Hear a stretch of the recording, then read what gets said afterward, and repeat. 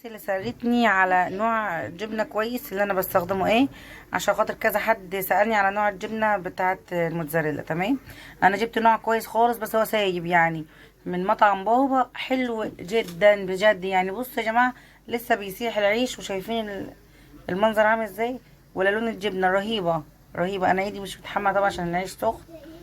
رهيبة حلوة جدا وطعمها التيست بتاعها خطير. بصوا يا جماعة المطة، انا مش مكتر كتير بس بص الرغيف بيلزج، مش طالع من من شدة المطة بتاعته. بصوا هقطعه معاكم ونشوف.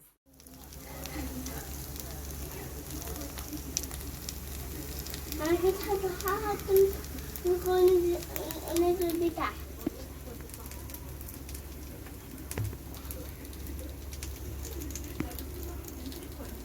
ما